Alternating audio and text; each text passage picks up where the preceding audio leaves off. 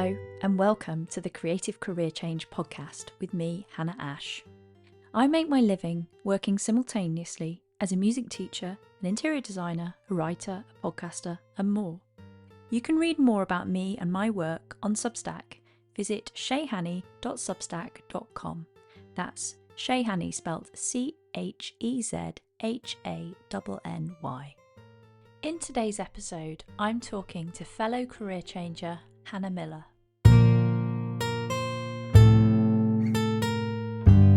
I'm delighted to welcome Hannah Miller to the Creative Career Change podcast. Hannah, a warm welcome, and could you start by introducing yourself?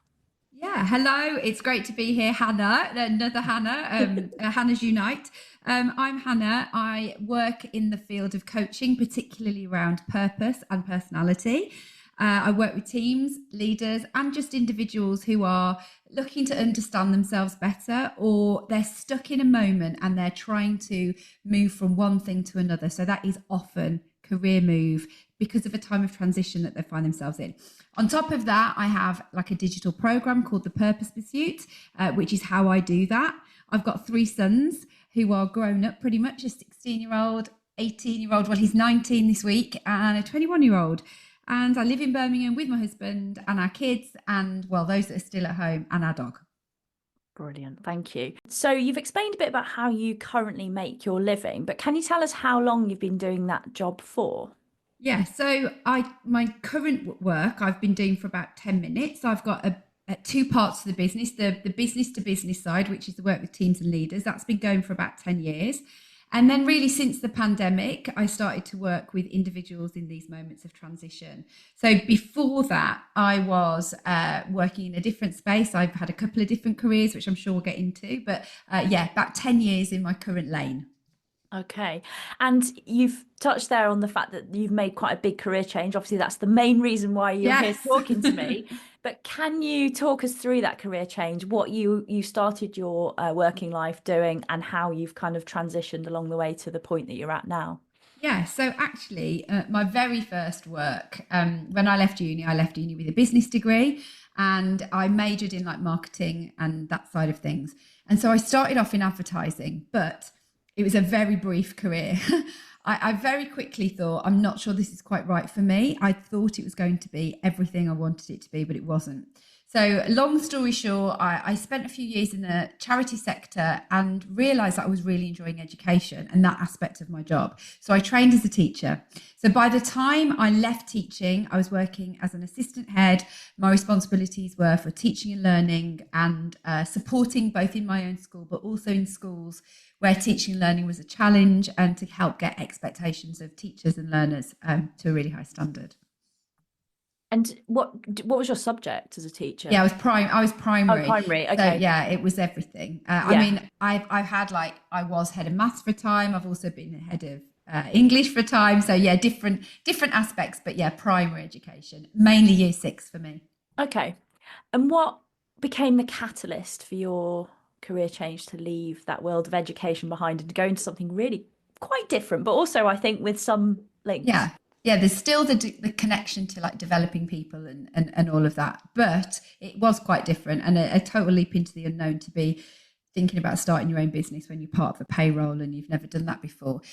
It's really the catalyst is always the things that we don't necessarily want to happen in our life, and we hit this point of transition, which is what I talk about a lot in my work, is the space in between what was great and then you're wondering what's going to be great again, and I'm in that foggy space in between.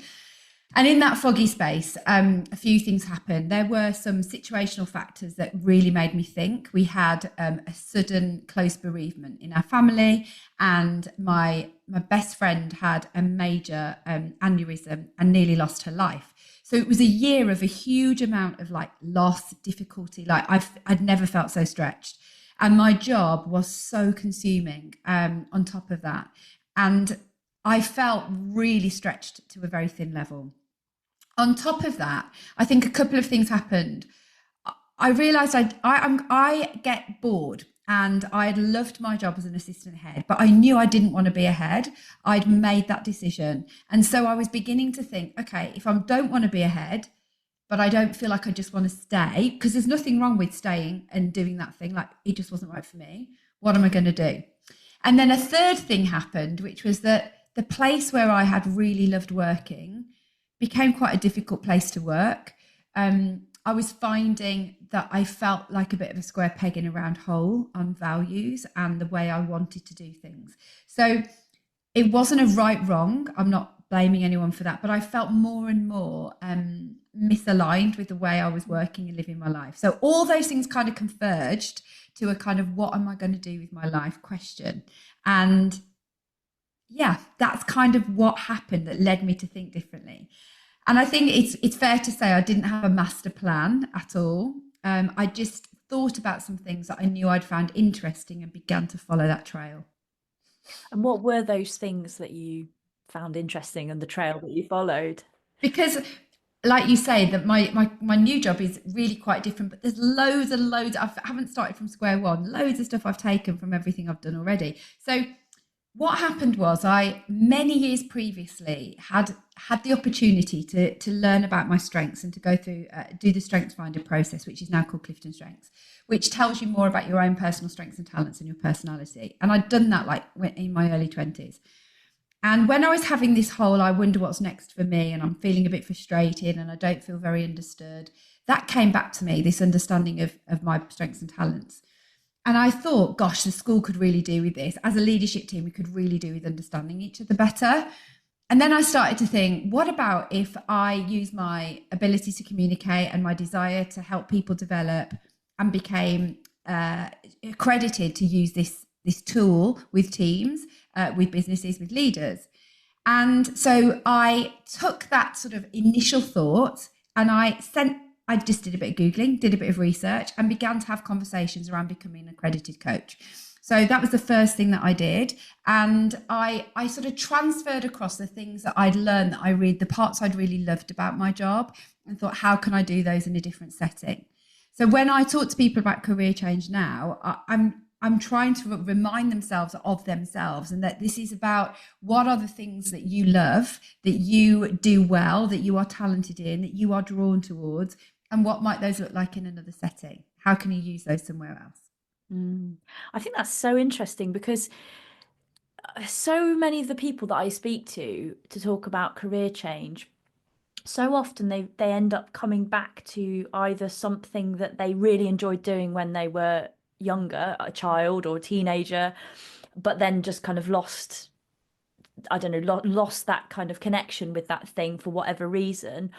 Or, like you say, it's kind of picking out another part of the job that you already were doing, but like taking it in like a different kind of direction, and going with that.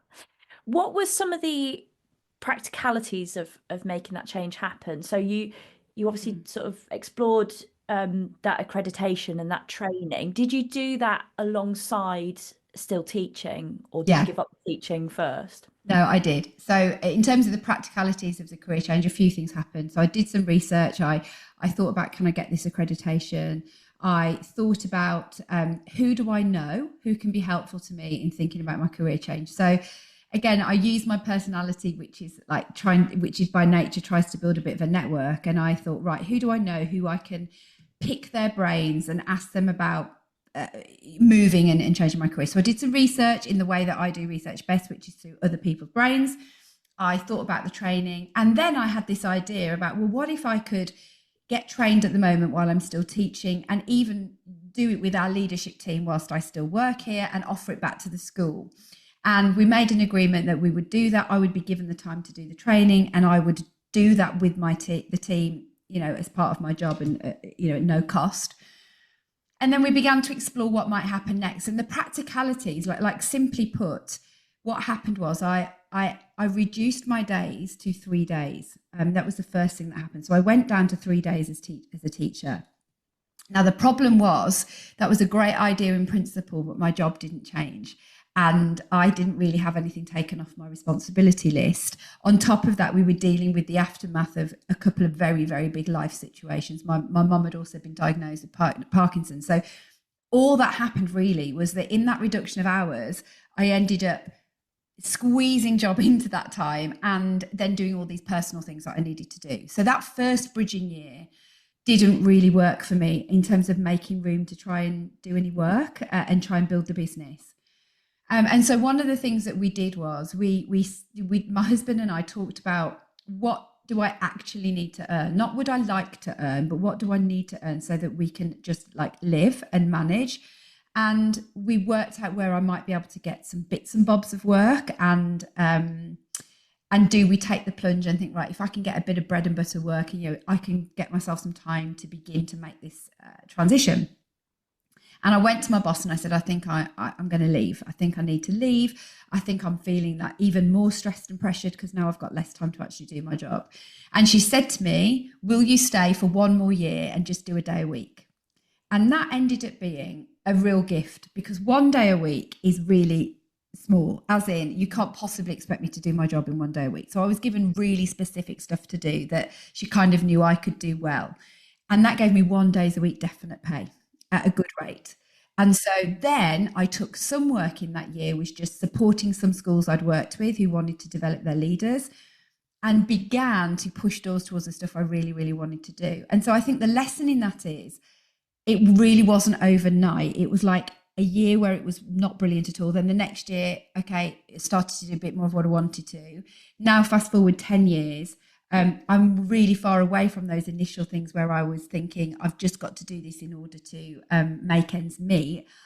I've got a sort of a collection and a network of people that I've worked with that gives me the ability to continue to get work. But it definitely was a massive slog. And you just have to do work that pays the bills sometimes in the best way possible whilst trying to build the other stuff in the background.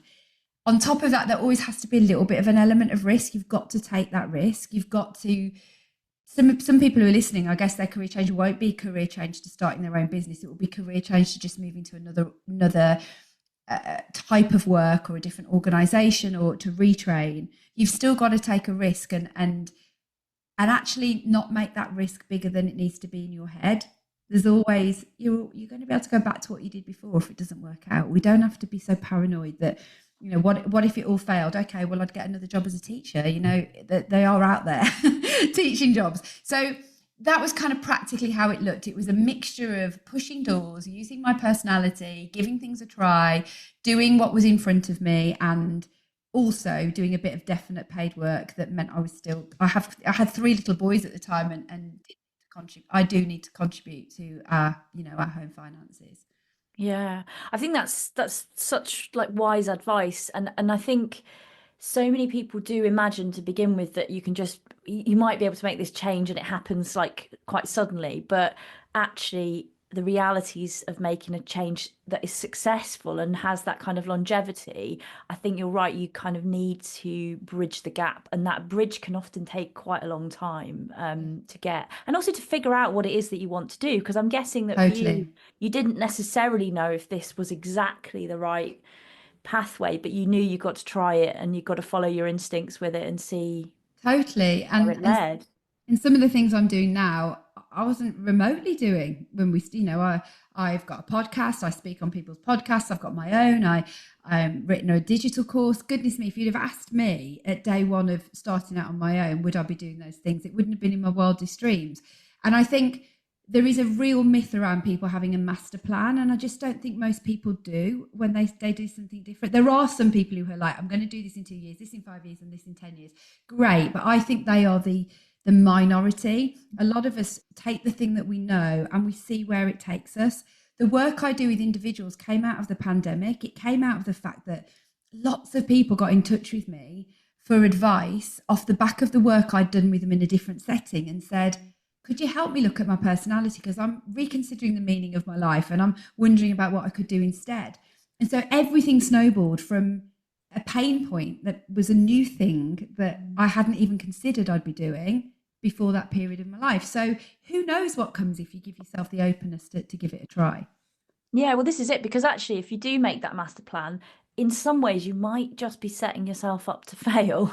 Yeah, Because, like you say, none of us obviously knew that the pandemic was around the corner and what that would bring with it in terms of well, challenges, opportunities, you know, kind of all sorts of different things. And it's so interesting that you were kind of willing or able and willing to kind of make that pivot and to take those people along with you, like as you went with it. Um, what have been some of the biggest challenges that you faced in switching from a, you know, a regular salaried job to running your own business and Yeah. taking that risk? The biggest is feeling like the responsibility, the finance. I think I've never been a very boundaried person when it comes to work. Teaching isn't a boundary job, so I've never really had a job that's felt like, are you clock in and clock out? Neither is my husband. So that concept wasn't the problem, because I know some people suddenly think, gosh, you know, it all rests on me, and I could work every hour. But I've always felt a bit like that. So that wasn't so much for me. I think it's that sense of, it all roads lead back to me. Like, if I don't if I don't get the finances in, that's on me. And the feeling of, I think another challenge is the feeling of having to continue to look for work, and to, as much as I feel fortunate now, 10 years in, that I get a lot of referral, I get a lot of people come to me because I've been recommended. I can't just sit here and expect the world to come to me. There is always this constant need to invent, to keep things moving forward. Otherwise, you're moving backwards. So I think those are the things I found quite challenging.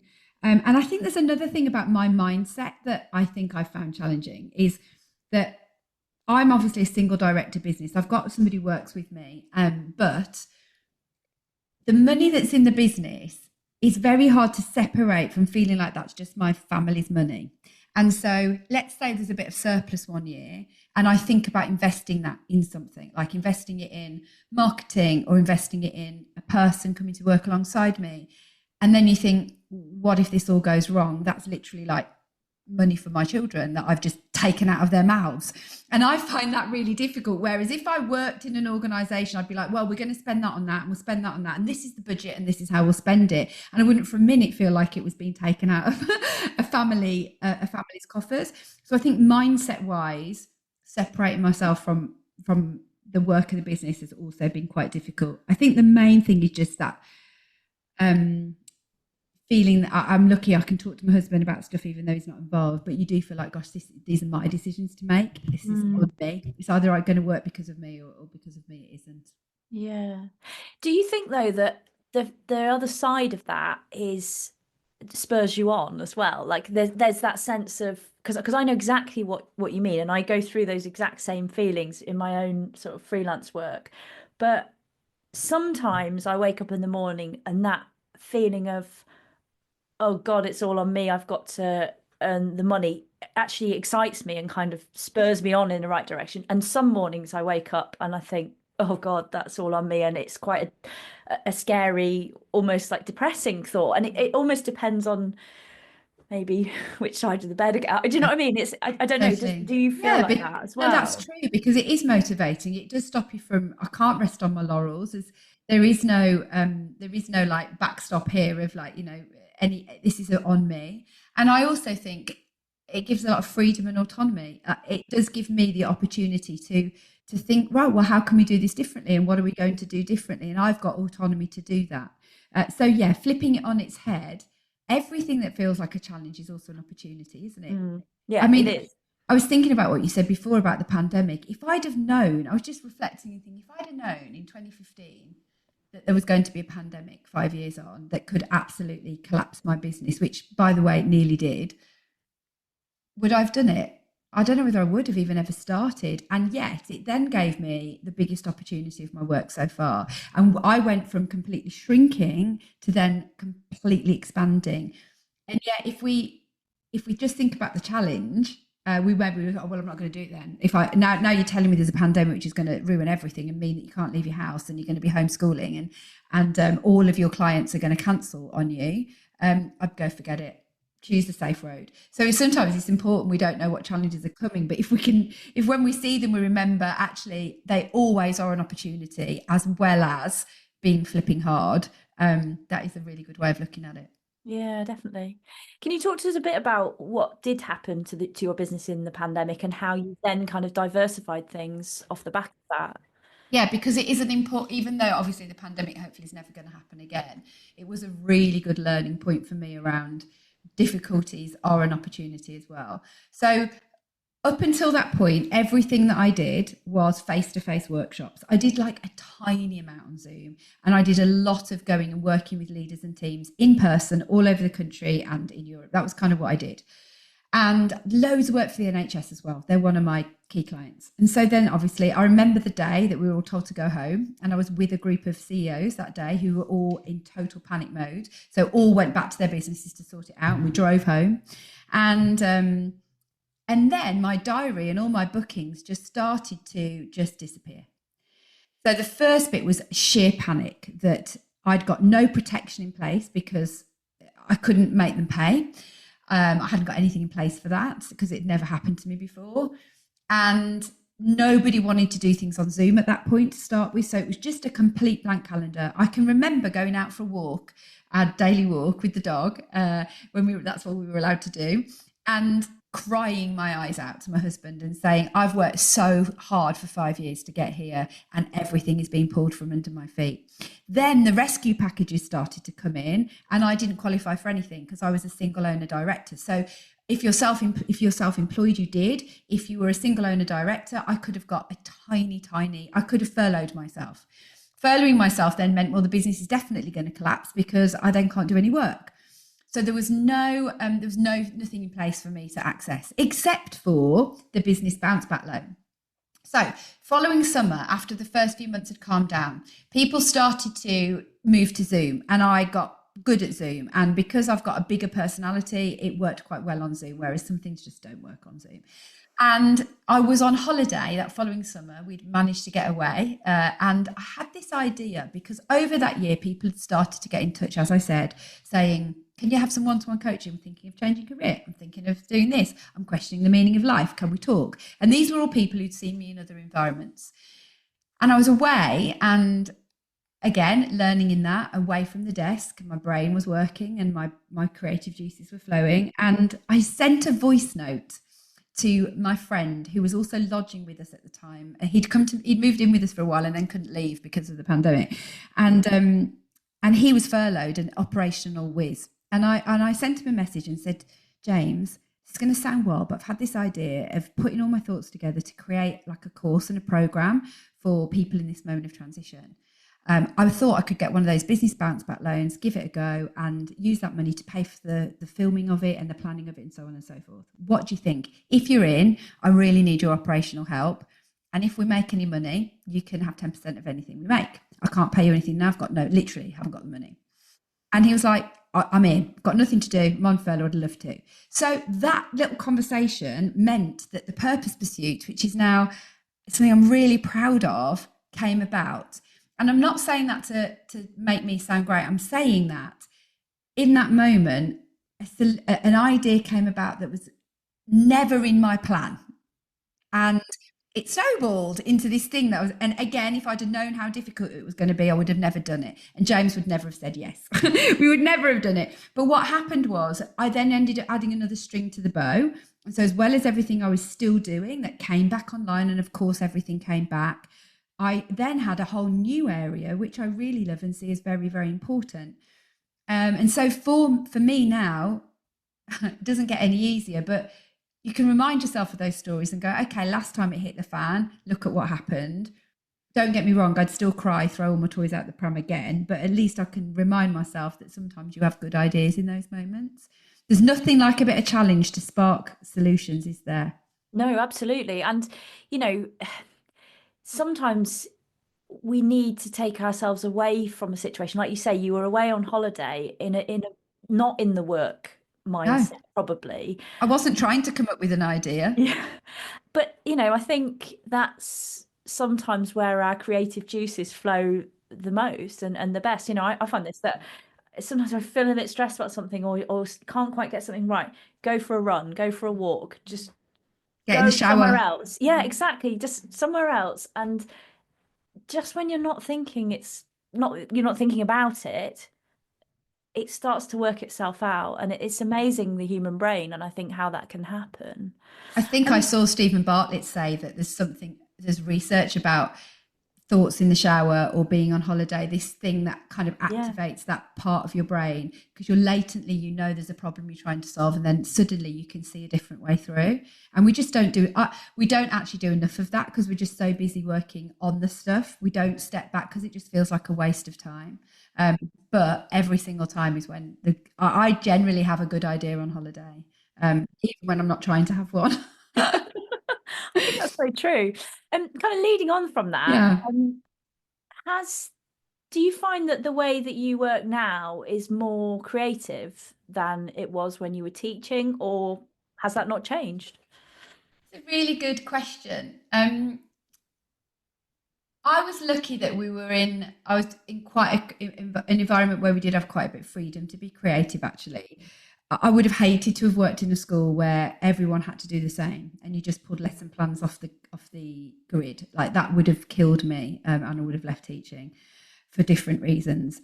I think probably what I get to do is I have a bit more freedom, well, definitely a lot more freedom about how that might look. I think one of the things I've learned about me is that both in teaching and now, apart from those examples I've just given, on a general day-to-day basis, I'm quite creative when in conversation. And so when someone starts to talk to me about something, as I talk, that's when I start to think of things. And that's what creativity looks like for me. Other people, they go off and they're on their own and they have to go, go and be alone. I actually don't get so creative in those moments, but I haven't ever felt. I felt quite fortunate that I haven't felt that constrained around creativity. Like I said, we didn't go in. My boss didn't go in for too rigid a way of doing stuff. And I would have fought hard if it would have been like, "What? This is how you're going to teach this topic." I would have been like, "This is a different group of children, and they've got different interests. Please let me teach accordingly." And I would have pushed hard back on that. So actually, I feel like I've had quite a bit of creative freedom, to be honest. I probably feel more confident now, just with more experience to keep trying. And I think another good thing that's come from teaching is if you're a good teacher, you're encouraging children to fail, you're encouraging children to get things wrong, you're encouraging children to make mistakes, you want to waste their time, you want them to get things wrong, you don't want to waste their time, you want them to get things wrong. And so I've really tried to take that principle into the business and not worry about things working. Like I've tried loads of things that have failed, like loads of things that I have not worked out. I've told you some success stories, but flip, I've done loads of things that I've canned, didn't work, wrong use of my time. But I just think that's part of the creative process. Yeah, I agree with you. And I think, people can sometimes be so hard on themselves when something doesn't work out in the way that they imagined it might. Yeah, But everything is part of that learning curve. We never stop learning through our lives. And maybe as teachers, well, previously teachers, we can't get away from that. But that is a really important sort of transferable skill, I think. totally. I totally think so. And, I think you're right that actually teaching can be quite a creative job, especially if you are working in an environment where you are allowed to kind of deliver things in your own way. I absolutely agree with you. Certainly, to be honest, most of the teaching jobs I've ever had, I've been fortunate that I've been able to, deliver things in the way that I want to. And I agree with you that I think that would, if I had not been allowed to do that, that would have really stifled things quite considerably. But I think there are a lot of schools out there now, especially Oh, there a lot are. of academies that are just doing everything or requiring people to do everything in the same way. And it's, I see the reasons why to some extent, but from an individual teacher's personality point of view, No. you know, Yeah, and like you, I can understand they're looking for consistency. I yeah, remember one school saying that it was a school that had got like 4 or 5 forms, and it was a primary school, so it was a massive primary school. And they said, if I open a child's English book in one room and open it in another room on any given day, they should all look the same. And I was like, I get what you're saying, but that would kill me. Like that would, yes, it could make your life easier because everything is like, this is how we do it here. But like my soul would have got very sad to have to work in that way. So I worked in a one form entry school, and that then does mean actually workload is higher when you're in a one form entry school, definitely, but there is more freedom. There is a trade off we definitely had more freedom. And I think also, just thinking back to my own long time ago when I was at school, but there's those teachers that you remember and the lessons that you kind of, for some reason, are seared into the back of your mind are often those ones where somebody just went off and did something that wasn't probably even part of the formal curriculum. It was just an opportunity that arose, and kind of Totally. they just went with it. And I think they are often the most memorable educational experiences for children. But then that's maybe something for us to remember as adults as well, that, it's that kind of going with something when it feels right. And maybe that's a lesson in Absolutely. Going business with as that flow well. a little bit more. Go with the flow, see where it takes you. Nothing is wasted. I think that's a really important principle. Nothing is wasted. And even when things really don't, I did a membership for a while. That was part of what I did. And on one level, it really worked. People really enjoyed it, but I couldn't make it work in terms of time of day for the right number of people. I couldn't make the model work to include enough people to then keep the level of community people were looking for. And I was just thought, do you know what? I need to let this go. I need to let it go, and we can start again if we want to. And I learned so much through that. And I also learned through the fact of just being honest, and actually my colleagues, when I was beginning to try and give it another lease of life, my colleagues were like, Hannah, I think we need to just let this one stop. And it was really the right advice, and just let it go and notch it up to experience. And I don't think anything about that was wasted. I learned a huge amount through the process. And I think also that as a teacher, you develop incredible skills in reflection, which I Yeah. don't think I don't think when I was in the thick of my full-time teaching career that I really even gave that a second. I mean, I was doing it all the time, but I didn't actively think, oh, I'm reflecting now, or I wasn't writing stuff down necessarily. But what I feel is that they are some of the most important transferable skills that I've taken from my teaching career. Because when you're running a business, I think that ability to every so often stop and kind of think, oh, hang on a minute, that didn't really work very well. Why didn't that work very well? Or, oh, that thing did work. What was the part of that that worked particularly well? How can I take that forward? And I find that my brain just naturally sort of works a bit in that way. And I think that's a teaching skill. Yeah. Yeah, and I think there's a wider. I totally agree with you. And there was something the other day. I was doing some recording, and the guy who's a videographer said, "You're really good at like pretty much stopping at around half an hour." And I said, "I just think it's the years I've spent knowing about like I just feel like how long I've been talking for, and that's a transferable skill that." Yeah. Again, you would never kind of notch up. But I think there's a wider point for anybody listening from any career, that you will have bizarre transferable skills that you don't even realize you have, that even from time outside of, let's maybe you've just been a stay-at-home parent, not sorry, not just, you've been in a period of being stay-at-home. There are so many things that you have learnt from that period that are wildly transferable. You are not at starting blocks. And if somebody decides to be, I don't know, they work in HR and then they say, I think I'm going to train as a midwife, there are still going to be things from everything they've learned through that period that are wildly useful in that environment. You just have to learn to see them see them in a different context and not underplay them at all. Yeah, definitely. And I think it's a really important point as well, that to the not underplaying things, because I certainly felt when I first was starting to tell people that I was leaving teaching and I was retraining as an interior designer, vastly different in lots of ways. And initially I was almost a bit embarrassed, or I would not tell, go and work with a new client. I wouldn't want to tell them that I used to be a teacher, because it was almost like I felt like I don't know, I was a fraud, or I was, I'm letting on to the truth that I've only been doing this for a short period of time or whatever. And then it became quite clear to me after a while that actually there were certain scenarios where my background as a teacher was actually influencing what I was doing. So, for example, I went to see a client who had a teenage son who was severely autistic, and he was sort of present when we were doing the consultation. And part of the reason they were remodeling some parts of the house was to make it work better for him and his needs.